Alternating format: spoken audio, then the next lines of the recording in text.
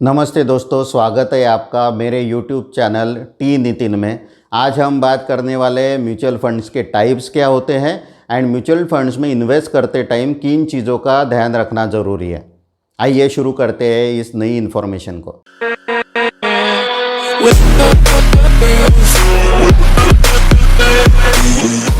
Mutual fund के types अगर देखेंगे तो टाइप्स है इक्विटी, डेब्ट, balanced, hybrid, goal oriented and sectorial. और कुछ टाइप्स होते हैं जिन्हें समझने के लिए हमें टाइप्स ऑफ कंपनीज देखना होगा। कंपनीज के टाइप्स होते हैं उनके मार्केट कैपिटलाइजेशन के आधार पर। जो 1 से लेके 100 तक की जो बड़ी कंपनीज हैं उन्हें कहा जाता है लार्ज कैप। 101 से लेके 250 तक की कंपनीज हैं उन्हें कहा जाता है मीडियम कैप। एंड 251 से लेके जो आगे की कंपनीज हैं उन्हें कहा जाता है स्मॉल कैप। तो इन कंपनीज़ में जिस प्रकार से निवेश होता है, अगर लार्ज कैप कंपनीज़ में अगर इन्वेस्टमेंट है तो म्यूचुअल फंड का टाइप कहा जाएगा लार्ज कैप। अगर मीडियम कैप में है तो कहा जाएगा मीडियम कैप। अगर स्मॉल कैप कंपनीज है सिर्फ जिसमें निवेश किया गया है तो उस म्यूचुअल फंड को कहा जाएगा स्मॉल कैप म्यूचुअल फंड।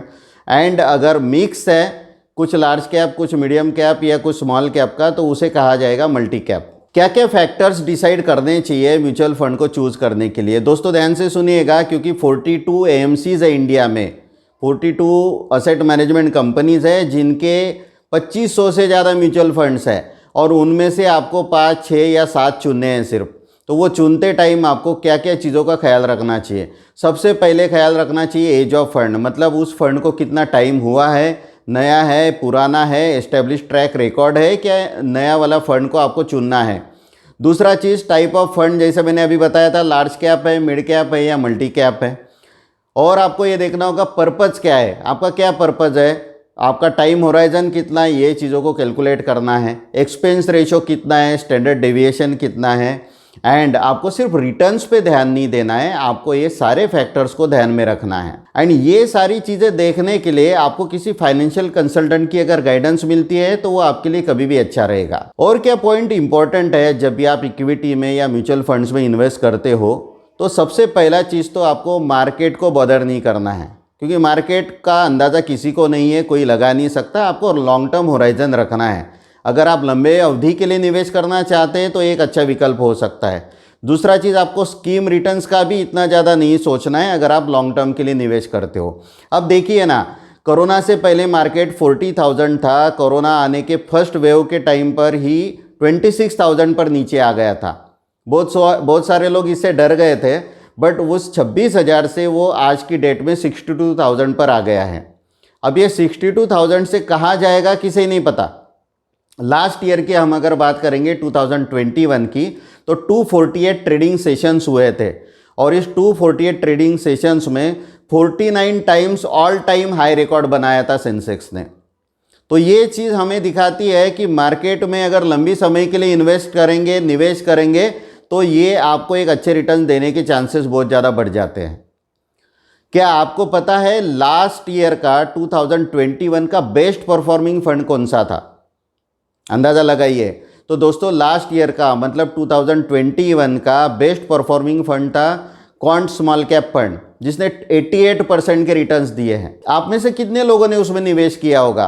बहुत लोगों ने तो उसका नाम भी नहीं सुना होगा, क्योंकि इसका जो AUM था 2021 की स्टार्ट में कोई भी इस फंड को चूज़ नहीं करता था, क्योंकि किसी ने डिटेल जानकारी ली नहीं थी इसके बारे में। इसका AUM था 94 करोड़, जो अभी बढ़कर हो गया 1200 करोड़ रुपए। अगर किसी ने ये गाइडेंस आपको किया होता था कि ये फंड 88% की रिटर्न दे सकता है at the start of fund, बहुत सारे लोग जब चूज करते तो देखते कि अभी तक के रिटर्न्स कितने मिले हैं, तो अभी 88% रिटर्न मिलने के बाद आप इन्वेस्ट करोगे। बट अगर आपको पहले पता होता था कि ये फंड एक अच्छा फंड है तो शायद आप उसमें निवेश करते। 2020 का बेस्ट परफॉर्मिंग फंड कौन सा है? तो 2020 का बेस्ट परफॉर्मिंग फंड था DSP हेल्थ केयर फंड, जिसने 2020 में 76% के रिटर्न्स दिए। तो आप अगर सिर्फ रिटर्न्स देख के निवेश करते थे तो 2021 में इसने 23% के रिटर्न्स दिए, जो मार्केट के बराबर ही है। मतलब ऑलरेडी 76% के रिटर्न्स वो दे चुका था। जब आपको पता चलता था ये बेस्ट फंड है, आप निवेश करते थे तो आपके हाथ में सिर्फ 23% के रिटर्न्स आते थे। तो मैं इसीलिए कहना चाहता हूँ कि इसके लिए डिटेल स्टडी बहुत इंपॉर्टेंट होती है। और कुछ एग्जांपल्स लेते हैं 2021 का इंटरनेशनल फंड के बारे में अगर मैं बताऊं तो DSP वर्ल्ड एनर्जी फंड, इस फंड ने 2021 में 30% के रिटर्न्स दिए। आप बिलीव नहीं करोगे, 2020 में इसका परफॉर्मेंस सिर्फ 1% था। मतलब 2020 में कोई अगर देखता था इस फंड में निवेश करने के लिए तो सिर्फ 1% के रिटर्न्स थे, किसी ने शायद इन्वेस्ट नहीं किया होता था। बट 2021 में इसी फंड ने 30% के रिटर्न्स दिए। और एक एग्जांपल देखते हैं, 2020 का बेस्ट इंटरनेशनल फंड था Edelweiss greater China equity fund.